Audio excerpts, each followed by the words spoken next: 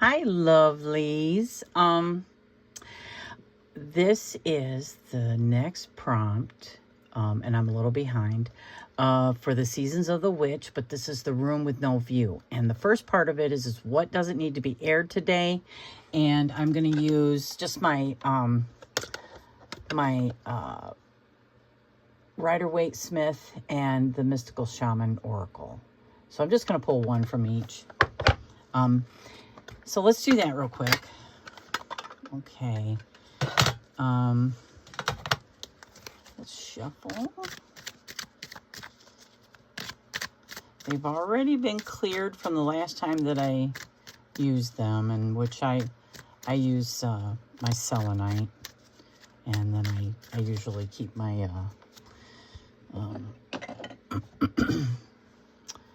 my labradorite or some amethyst on the tin, or just leave the stack out and put stuff on it.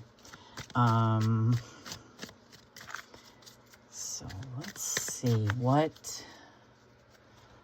does not need to be aired today. And I know what I think of with that. You know what I mean? I know what that means for me. What don't I need to air today? Wow, look at that. Just one card. Okay, yeah. I mean, I concur. I think that just means that, you know, how I'm feeling about my stability, or how I'm feeling about, you know, everything that has to do with structure, or, you know, even manifesting, you know what I mean? Or healing. It doesn't need to be aired today. Oh, come on. Where's the little thingy at there? Oh, there it is. All right. Now let's see. How about maybe something in here?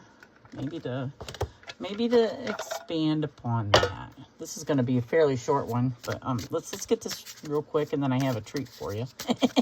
Well, I think it's a treat. All right. It doesn't need to be aired today concerning the Queen of Pentacles, because she does stand for many, many wonderful things. You know, and she came out upright, so that's all the positive aspects of that card, I believe. So let's see. And I love these pocket and tins, because they're so easy for my small hands to shuffle. Nope, not yet. Okay.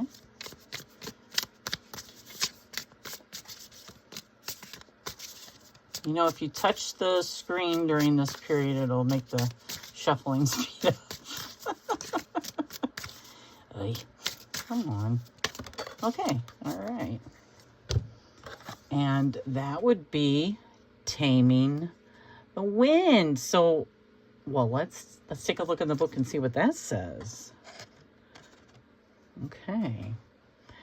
Taming the Wind, 55.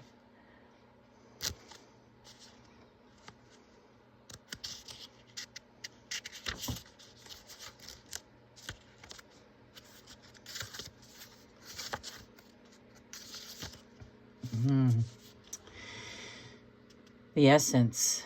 Here the feather, a symbol that is used in clearing ceremonies. Wow. For smudging. Reminds you of the sacred commitment you make to your life. This is the symbol of consciously bringing the spiritual into the material, infusing the world with reverence and an acknowledgement of the higher places of existence that influence and animate all life. The feather is a symbolic reminder of deliberately entering into a partnership with the Great Spirit to co-create for the highest good for all. The invitation, it's time to clear your energy, be present, and become conscious of how you communicate. Oh, wow. This is a good time to write in a journal and put your thoughts into a cohesive form. Perhaps you need to actually do a smudging ceremony in your home or office, creating a sacred space to write about your dreams and desires.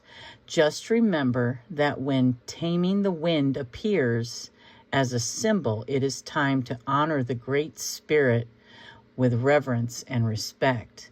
So the medicine of this card is it's time to clean up any misunderstandings with others. Clear the air after disagreements and allow others to share their side of things. You are called now to be a good listener. This is not the time to be right. It's a time for you to understand rather than be understood. Good things come out of the restraint of tongue and pen. You will be surprised at how things get resolved when you allow for all sides to have value. I absolutely believe that is accurate. The timing of this card, let me tell you, I don't know if I so much needed the medicine, because I understand that, and I love that, and that is something that is applied. My meditation is what that I'm about to share with you is it's about finding your true voice and receiving, and then applying that knowledge. It's a literal, every thought, every feeling gets processed. It goes through the body, and then, like the Fool, goes through all of the things that can happen because of that, and in a sense, to go back up to the crown. You know what I mean? It's that whole Jacob's Ladder process. Anyway, I shared that with you, and I don't follow a script, so and I have a hard time with guided meditation. But also, you will find in the description, I'm sharing links with Dreamscape, which is Mark Bensette Aux Bois. He has a channel here, so I'm going to share his link. I listen to a lot of his stuff, usually like the stuff that he puts on there for relaxation at night, because it helps me to get into that. It's not complete nothingness. It just helps me to kind of like feel like I'm floating a little bit, or I can envision that I'm floating while I'm listening to the music, and that really helps me put me into a state of nothingness, like I'm not anchored to anything. And then I like frequency, and I've been like rock and roll my whole life, especially, well, yeah, pretty much my whole life. I grew up listening to it, and then I started to perform it myself. About 15, I got into my first rock band, and I've been performing music. I've been a performing musician probably up until about 6 years ago. One of my favorite bands now, it wasn't always that way, is Pink Floyd. And it is because, knowing that the standard 440 tuning frequency is more, it was like brought in as a way to cause chaos. And so Pink Floyd, kind of went against the grain. So did Prince at times. I mean, they all use that 432 megahertz. And I think that that is, it's music that really just kind of flows through you. It's, you can feel it in your body, and it feels good. And there's other frequencies, the healing frequencies. I think another one, I can't tell you what they are off the top of my head, but maybe I'll put that in just the description too. But when you search for, if you're looking for a healing frequency or for a frequency of love, music is beautiful for that, because it frequency is everything. It's what we vibrate to. You know what I mean? If we're in harmony with that, well, then we're at our best. You know what I mean? Health comes in many ways. It's, you know what I mean? So if we're doing all the right things, music is just another tool to help you get there. You know what I mean? So, you know what I mean? You know what I mean? So anyway, stay tuned, and I'll have that next. And just if you want, just listen to it. That's it. I'm just sharing that with you. And thank you again, Tony and Rachele, for all of this, for this collaboration. It's amazing, and I'll be getting on the next one too. So I love you guys, and thank you so much for being here. This is my meditation, but it's also how I found my true voice, which I am using right now. And I think we all have one. I actually just meditated, and that's why my voice it sounds the way it does right now. Granted, I've had some sinus issues, so bear with some of the clearing the throat and all that good junk stuff, but this is kind of like how I found my true voice, was just the breathing and meditation, and knowing that that's what I was seeking is my true voice, knowing that that is how better I am received if I am using my true voice. So it begins with, I close my eyes and I focus on my breathing. I start in with breathing through the mouth, and then through the nose and out of the mouth. And that is how you become very relaxed.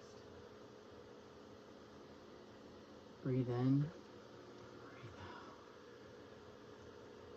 Breathe in through the nose.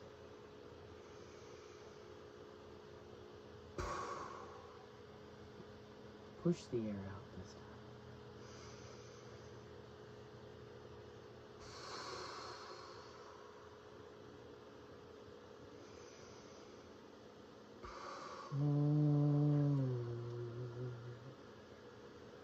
Make a noise. Make a noise.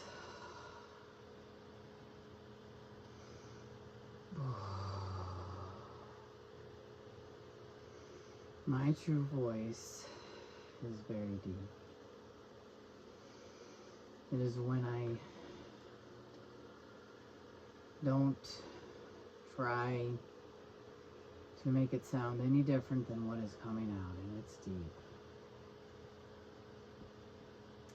I can feel the vibration as I speak in my body. So, guided meditation does not work for me well because of the breathing. For one, my breathing is, I can't put it on a timer or do it like everyone else, and I think we all kind of struggle with that. So guided meditation is very much different for me. I need nothingness or a focal point, and a focal point to me needs to be one thing. You can hear the heater in the background, and if that cuts out, usually I can use music, but it's got to be soft, and it needs to be at a certain frequency. I love Pink Floyd, and I'm going to share another excuse me, I'm going to share another playlist like what I have on my Spotify. I think it might show you what the songs are. And then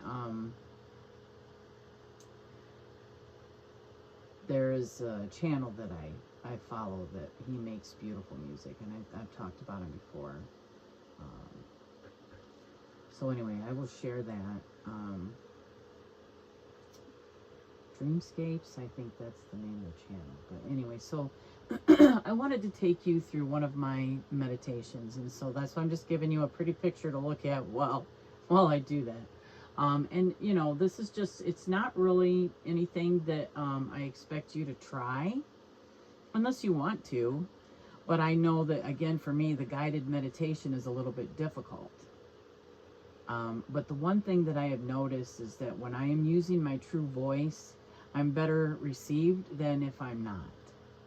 And my true voice comes from being one with the universe. It means receiving information as I am relaying it. It's channeled information. And it comes out through my true voice. So I breathe.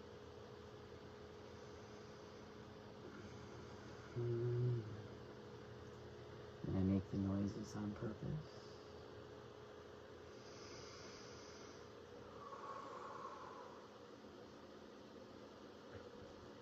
I imagine myself floating cross-legged, Indian style, because I can't do that anymore. So I picture myself doing that in my astral light body. My astral light body is me, but it is at my perfect self, my perfect center. And it doesn't need to be seen, although I can look at it. But I am aware of floating in space. It feels like space. I'm looking at it with my mind's eye as I'm floating here. And I can see a twinkle of stars, so I'm not close to any planet. I am just in the center of everything.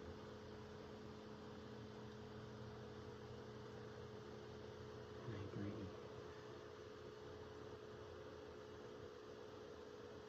And I imagine that every open part of myself, my head, my hands, my hair, my feet, is receiving light. And the light filters in through the crown, past the throat, into the heart. And there I ask myself if I feel it. What does it feel like? Because I don't want to get stuck there. But then as that light or those codes come in, I let it go down farther. Because I know if there's a blockage, excuse me,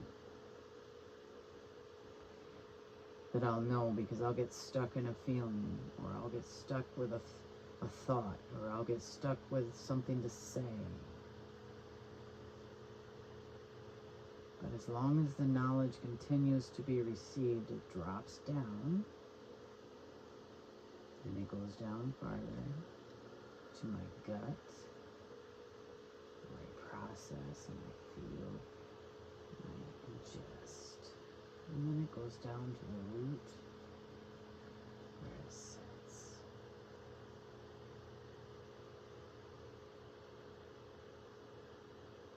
And then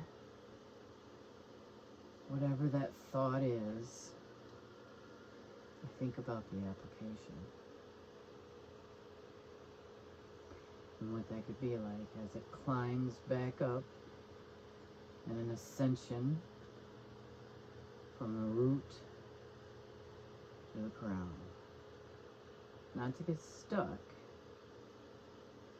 in any area, knowing that if it gets stuck in the application of that knowledge, and there's work to be done. To me, that is Jacob's ladder. I've talked about that before, but that's how I process. I bring it all in, I let it filter, I let it rest. Like the beginning of the fool's journey. And then once it's reached the root, and that information is applied, and as it's applied is how it begins to ascend back up. And if it reaches the crown without getting stuck in ingestion or thoughts or feelings or anxiety, and I know that it has been received, it has been applied. And it is a part of me